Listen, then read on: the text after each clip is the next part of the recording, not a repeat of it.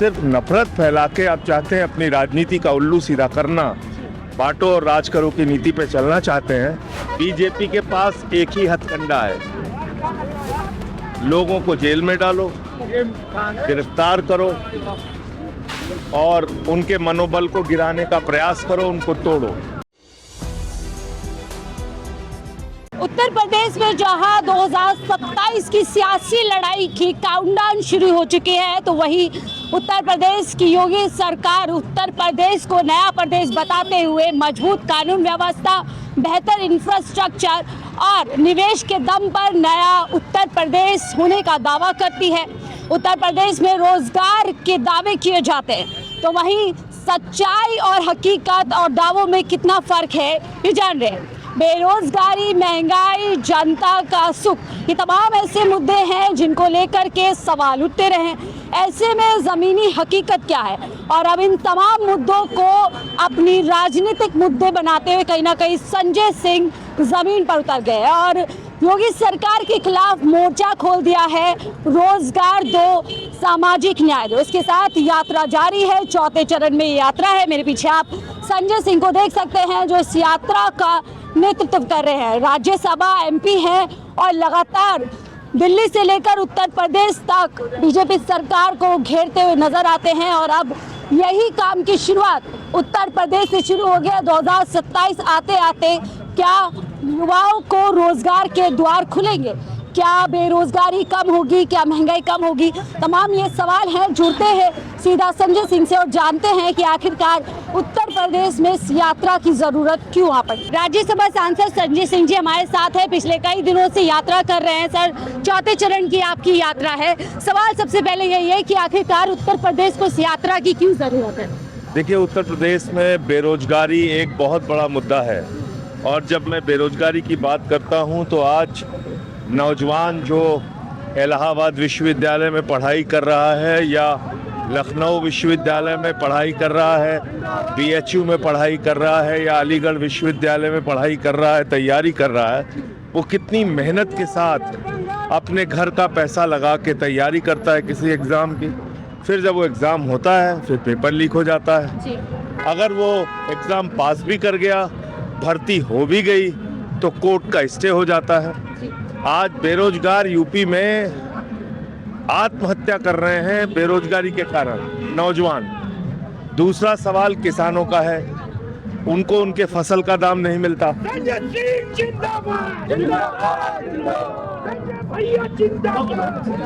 आप लोग देख सकते हैं भरपूर जन समर्थन यहाँ पर संजय जी को मिल रहा है। लोग स्वागत कर रहे हैं, कहीं ना कहीं यात्रा में खुद को जोड़ रहे हैं और लोगों का पूरा समर्थन उनको मिल रहा है। हम बातचीत उनसे जारी रखेंगे और समझे ये कि जो न्याय की मांग की जा रही है, समानता की बात यहाँ पर की जा रही है, क्या उत्तर प्रदेश में समानता नहीं है? क्या उत्तर प्रदेश में जिस तरीके की रोजगार को लेकर के यहाँ पर सवाल किए जा रहे हैं, हालांकि सरकार यहाँ पर पूरे दावे करते हैं। जी सर, जारी करते बातचीत। तो मेरा ये कहना है कि किसान जो है वो एक अलग तरह से बेरोजगारी की मार झेल रहा है। अपना श्रम लगाता है, पैसा लगाता है, बड़ी मुश्किलों से उसकी फसल तैयार होती है तो फसल का दाम नहीं मिलता, गन्ने के मूल्य के लिए वो लड़ाई लड़ता है। तो हर तरह से किसान भी दुखी है। अब आ जाइए जो दूसरे रोजगार के सेक्टर हैं, जैसे रेहड़ी पे दुकान लगाने वाला है, गरीब आदमी है, तो उस पर आप बुलडोजर का डर दिखाते रहते हैं, उसके ऊपर कभी भी आप बुलडोजर चला देते हैं, तो उसके सामने भी एक रोजगार का संकट है। फिर एक बड़ा तबका है जो अनियमित है, शिक्षा मित्र हो गए, आशा बहुएं हो गई, आंगनबाड़ी हो गई, रोजगार सेवक हो गए, शिक्षा अनुदेशक हो गए, तमाम जो ये एक बड़ा तबका है जो बेरोजगारी की मार झेल रहा है, उसको आप नियमित नहीं करते, उनकी लड़ाई अलग चल रही है। अभी कल पता चला शिक्षा मित्रों का 18,000 कर दिया। चुनाव से पहले कोई ना कोई झुंझुना दे देते हैं, भाई उनको नियमित करो ना। 20-20 रोजगार के द्वार खोलने की बात कर रही है योगी सरकार। एकदम नहीं, ये सरासर विश्वासघात है शिक्षा मित्रों के साथ। वो पहले 30,000 रुपए पाते थे, फिर उनका 10,000 कर दिया, अभी चुनाव के पहले फिर एक झुंझुना 18,000 का कर दिया। इससे लाभ क्या हो रहा है? इससे चुनावी घोषणाएं हैं सर। ये चुनावी घोषणाएं, चुनावी कार्रवाइयां। आप सिर्फ न्याय देने की बात कर रहे हैं, किस तरीके की न्याय की आप बात कर रहे हैं, जबकि उत्तर प्रदेश में योगी सरकार बुलडोजर को एक न्याय प्रक्रिया मान चुकी है। देखिए, बुलडोजर से आप किसी को उजाड़ के अगर सोचते हैं कि ये आप न्याय कर रहे हैं, तो मेरे ख्याल से ये बुलडोजर कोई न्याय नहीं है। बुलडोजर आप लोगों को बर्बाद करने के लिए इस्तेमाल कर सकते हैं या अपनी धमक दिखाने के लिए इस्तेमाल कर सकते हैं, लेकिन उससे कोई सृजन और कोई रोजगार तो आप नहीं कर रहे हैं।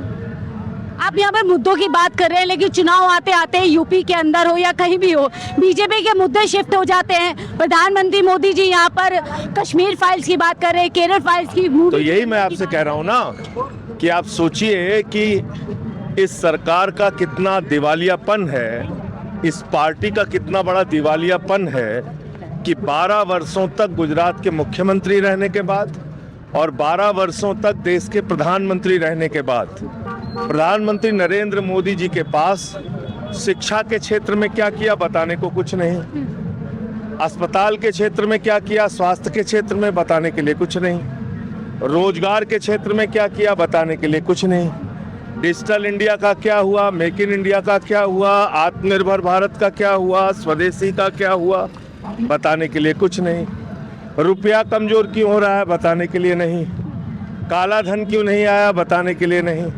मुद्दे नहीं है। एक प्रधानमंत्री, कितनी शर्मनाक बात है कि वो चुनाव में अपने कार्यक्रम, अपनी योजनाओं के नाम पे वोट नहीं मांग रहे हैं, वो कश्मीर फाइल्स के नाम पे, केरला फाइल्स के नाम पे वोट मांग रहे हैं, धुरंधर 2 के नाम पे। ये क्या है? ये पिक्चरें हैं नफरत फैलाने के काम की। आपका एक बयान बहुत वायरल हो रहा है जिसमें आप मैं उनसे कहना चाहता हूँ, प्रधानमंत्री जी, केरला फाइल्स, कश्मीर फाइल्स की आप बात करते हैं, हम आपसे कह रहे हैं भाजपा वालों को एप्स्टीन फाइल्स दिखाइए। एप्स्टीन फाइल्स दिखाइए, आपको पता चल जाएगा आपके दोस्तों की असलियत और क्यों आप इजराइल के सामने इतना झुके हुए हैं, क्यों अमेरिका के सामने इतना झुके हुए हैं, आपको पता चल जाएगा।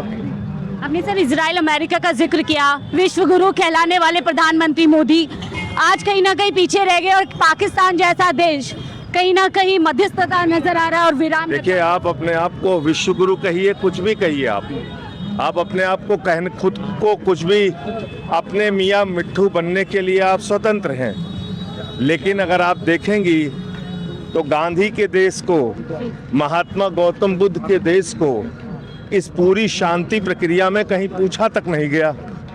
वो किसकी वजह से हुआ? ही खीखी जबरन गले पड़ो प्रधानमंत्री नरेंद्र मोदी की वजह से। इनका नाम पूरी दुनिया में ही खीखी प्रधानमंत्री पड़ गया। अब लोग इनसे डरते हैं, पता नहीं कब ये कमर पकड़ के गिरा दें, कब गले लगने लगे, क्या करने लगे। तो ऐसे विदेश नीति थोड़ी चलती है। आपका दोस्त अडानी भ्रष्टाचार के मामले में फंसा हुआ है, एक अमेरिका के दबाव में आप रहते हैं, दूसरा इजराइल के जरिए, पेगासस के जरिए आप अपने विपक्षियों की जासूसी कराते हैं, तो इजराइल आपका फादरलैंड हो गया। तो इसलिए मुझे लगता है कि आज भारत को मोदी की गलत नीतियों ने पूरी दुनिया में अलग थलग कर दिया। ईरान हमारा परंपरागत मित्र, वो हमसे अलग हो गया। रूस हमारा परंपरागत मित्र, अमेरिका के डांटने पे आपने तेल खरीदना बंद कर दिया। तो कुल मिलाकर आज देश हित पीछे है और मोदी के दोस्तों का हित आगे है। इसके आधार पे ये सरकार चल रही है, जो बहुत ही गंभीर बात है। और इस पूरी शांति प्रक्रिया में भारत का शामिल न होना दुनिया के सबसे बड़े लोकतंत्र के लिए और यहाँ के लोगों के लिए, और एक भारतीय के तौर पे अगर मैं ये सोचता हूँ कि एक आतंकवादी देश पाकिस्तान, जिसने लादेन को संरक्षण दिया, जिसने जो अपने यहाँ प्रशिक्षण शिविर लगाता है आतंकवादियों का, वो देश आज शांति दूत बना हुआ है।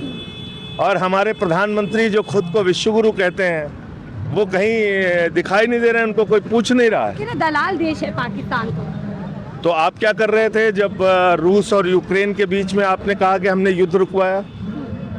आप दलाली कर रहे थे। कहीं ना कहीं अपमान किया है, पूरे देश का अपमान हुआ है, आप कह रहे हैं। निश्चित रूप से हर भारतीय को ये महसूस होगा और मैं तो कह रहा हूँ अंधभक्तों को भी ये बुरा लग रहा होगा।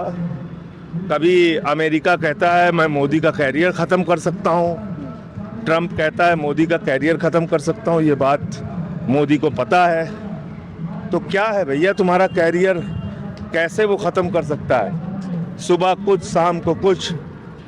तो इसलिए विदेश नीति के मामले में भारत को पूरी दुनिया में मोदी जी ने मजाक बना दिया है। सर आपने अंधभक्तों का जिक्र किया, एक बयान आपका बहुत वायरल हो रहा है कि अंधभक्त तय कर ले कि मुस्लिम देशों से आने वाली गैस पे खाना बनाएंगे। नहीं, वो मैंने इस बात पे कहा कि इनका एक मुख्यमंत्री है हेमंत विश्व शर्मा, उसने कहा मुसलमानों के यहाँ से सामान नहीं खरीदना है।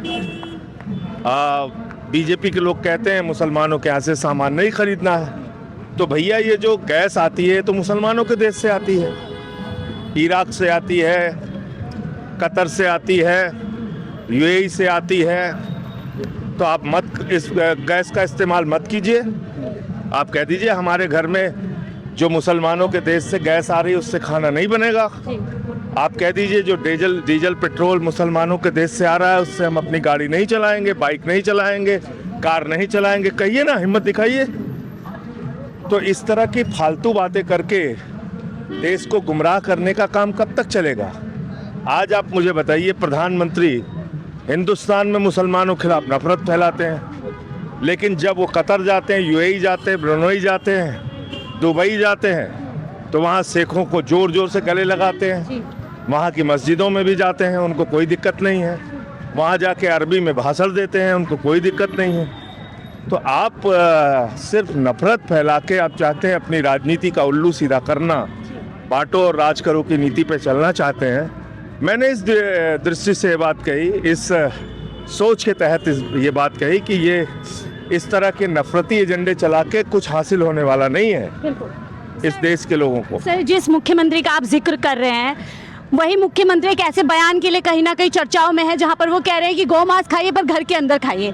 बीजेपी कहते हैं गौ रक्षा की बात। अब आप सोचिए कि आरएसएस को तो, बीजेपी को तो उसको 2 मिनट में निकाल के बाहर करना चाहिए भाई। बीजेपी को उसको 2 मिनट के अंदर निकाल के बाहर करना चाहिए।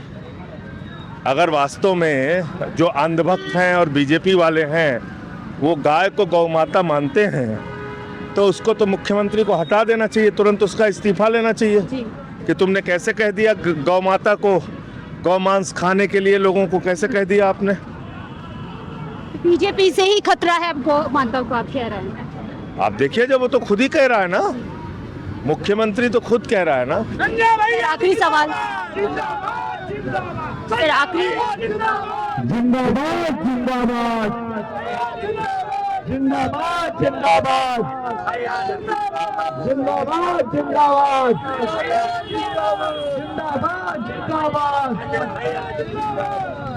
आखिरी आपके बीच में आगे कुछ सवाल सर। आप लोग पंजाब में एक्टिव हैं, पंजाब में आपके तमाम के बीच में सर आप लोग पंजाब में एक्टिव है, आपकी सरकार भी वहाँ पे है, आपके एक एक करके नेताओं की गिरफ्तारी पंजाब में की जा रही है।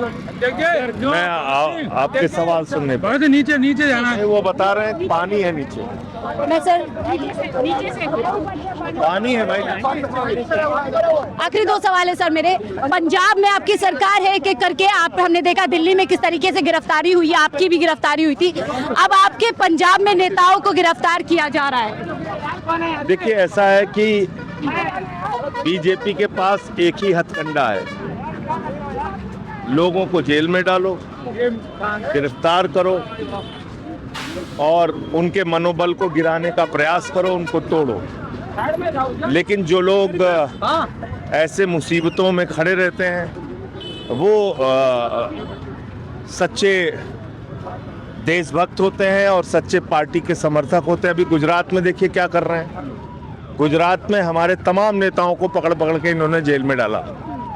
अभी हमारे जो वहाँ के विधायक हैं गोपाल इटालिया, उनके खिलाफ भी उन्होंने NBW जारी कर दिया है। तो कुल मिलाकर ये जो भाजपा सोचती है कि जेल में डाल के हम आम आदमी पार्टी को तोड़ देंगे या इनके नेताओं को तोड़ लेंगे, आम आदमी पार्टी के मामले में वो सफल नहीं हो पा रहे हैं। आखिरी सवाल सर, बिल्कुल जन समर्थन हम देख रहे हैं काफी अच्छा मिल रहा है और काफी आपकी यात्रा अच्छी से निकल गई है। अब आप इसके बाद क्या देख रहे हैं, आम आदमी पार्टी को क्या हासिल होने वाला है इस यात्रा? देखिए, मुझे लगता है कि अभी पंचायत का चुनाव है, उस पंचायत के चुनाव में हम लोग कैंडिडेट्स अपने खड़े करेंगे जिला पंचायत में, और मुझे लगता है कि उसमें आम आदमी पार्टी को अच्छी सफलता मिलनी चाहिए। इसके अलावा विधानसभा के चुनाव में, पंचायत चुनाव के बाद हम लोग रणनीति बनाएंगे ये कैसे करेंगे। Thank you. बहुत बहुत शुक्रिया हमसे बातचीत करने के लिए। संजय सिंह जी से खास बातचीत कर रहे थे। यात्रा उनकी आज आखिरी दूसरा दिन है, उसके बाद ये यात्रा अगले चरण में जाएगी, लेकिन उससे पहले लगातार संजय सिंह जी यही कह रहे हैं कि इस यात्रा का मकसद यही है कि उत्तर प्रदेश में जिस तरीके से बढ़ती बेरोजगारी और तमाम मुद्दे हैं जिसको लेकर के कहीं ना कहीं जो योगी सरकार है वो पूरी तरीके से सवालों के घेरे में, उन तमाम सवालों को लेकर के वो इस कारवा के साथ आगे बढ़ रहे हैं और यूपी की जनता की आवाज उठा रहे हैं। फिलहाल इस रिपोर्ट में इतना ही। देखते रहिए 4 PM न्यूज़ नेटवर्क।